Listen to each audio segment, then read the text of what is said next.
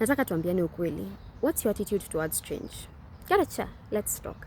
Mi by that wadanganya na dharo hiyo kitu ka nonsense. Yani I hate change with a passion. Especially, juu mi ni mse napenda stability, predictability, comfort. Lakini Mungu alisema maisha yangu ni ya mpita njia, sitawahi tulia. Regardless, I was thinking about, let's say a year kama 1899. 1899, career zilikuanga probable ni kitu kama gaslighter.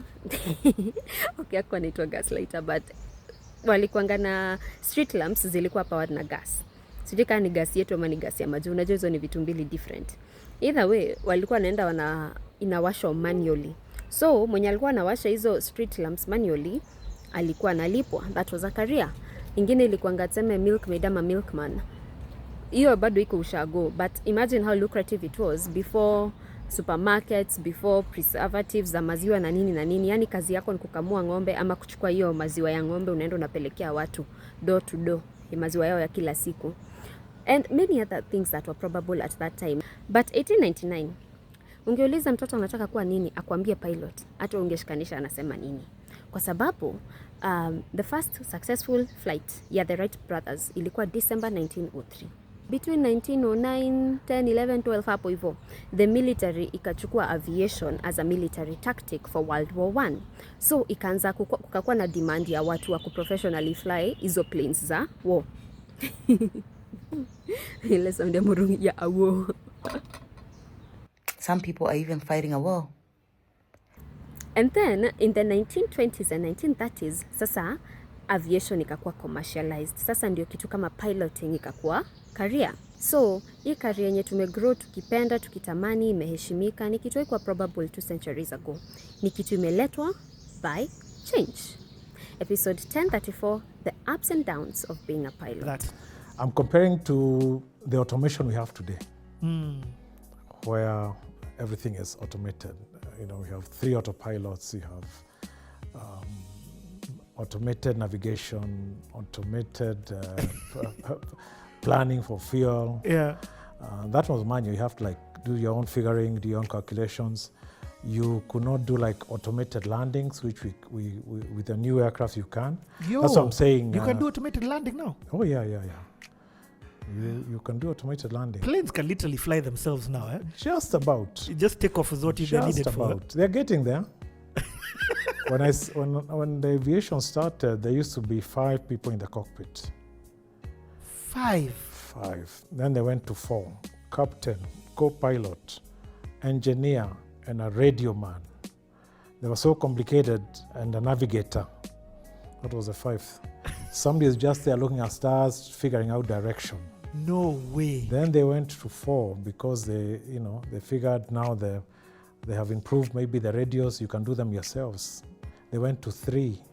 Navigation now. And now it's only 2, and the future could be maybe pilotless. What? Probably not won't happen because you're carrying human beings. Yeah. But it's only 2, and even the 2, you're vibing the stories. You're having your coffee. To establish that change is constant. Yani tumeenda from 5 pilots to 2 pilots to probably none in the future. Riswa. This is a field that requires adaptability. Na kama unakumbuka ile video tulifanya na J Blessing, tuliongea venye adaptability na learning ziko codependent. Zinahitaji each other to a certain degree ama zina mix. Endo utafute alafu kuja uniambie ni nini umeona. Na kama kuna kitu pilots wanaishi kufanya ni kusoma. And in between, of course, there are things like classes. We do a lot of ground classes. Yeah, a lot of ground classes. It's continuous. There's always some. So when you say ground classes, give me an example of what is it that you're learning? We do something like, I'll give you an example. One is called dangerous goods, which you do once a year. We do safety and emergency training, fighting fires, sliding. We do ditching, where you go to a pool and get in the water, and now you get the dinghy that you would have in case you ditch in the Indian Ocean. And you go through it. This is what you'd find here. This is how to inflate it. We do CRM, very important, which is crew resource management. How to coordinate the two of you because of different personalities. My fellow enemies of change, si progress. Hapa itabidi tujikakamue. Juzi nilikuwa naongea na madhe fulani rafiki yangu, anauzanga manguo kwa soko. So tulikuwa umeketi hapo kwa kibanda yake tuna chill. And nikamuuliza, so akaanza kunipea story yake venye alianzaka kuuza kwa hiyo soko. Mara ya kwanza unakuja unatandika, unafukuzwa na watu wa maduka, yani kila mtu anakubuli juu hapo kila mtu ameshajiestablish, huyu anauzianga hapo, huyu anauzianga hapo, huwezi simama mbele hii duka, una block ma customers nini. But amekuwa akifanya hiyo kitu sijui miaka 5 na sasa anakuanga na space yake. Akanishow time barabara ilikuwa inajengwa. It was the worst time ever. Juu hungewahi miss kazi siku moja, utamiss hivi, utapata spot yako imechukuliwa na utakuwa na nafasi. So kila siku lazima uamke mapema uende utandike vitu zako, hata kama utauza umebook space yako. So unang'ang'ana hivyo for the whole period, miezi sijui ngapi za kujenga barabara, alafu finally inamalizika, mna settle. Sasa penye alikuwa anauzia wakakuja wakafukuzwa tena, wakaambiwa hapa ni stage, sasa ni stage ya magari. So inabidi wasonge nyuma, na wakisonga nyuma wanakaribia maduka zinawaletea shida. Mnafunika duka zetu so customers hawezi access. But mimi kwa hiyo story kitu nililearn, first of all, hiyo ndio power ya adaptability wase. Kila kitu inabadilikanga haraka hivi. Kama umenotice kwa story ya Crispy Karaoke lighting. Kama umenotice kwa historia ya Crispy Karaoke, akianza aviation penye alijoin ni very different na penye iko sahi.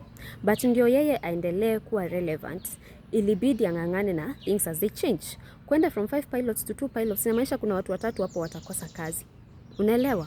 From the beginning of time hadi sahi, vitu zinabadilikanga na venye tu tunasemanga it's the fittest that survive. So kama huyu mathe rafiki yangu, rauka kila siku and book your spot. Hata kama hutauza, utakuwa umemark territory yako. Sawa. How do you do that? Unajifunza manze. Kitu kibadilika hivi, soma, become the expert, become the needed resource. Ongoza hao wengine. Enemies of change, let's do it scared.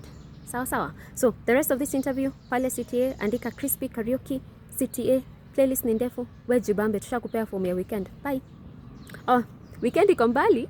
So tumesha kupea form ya asubuhi ukicommute.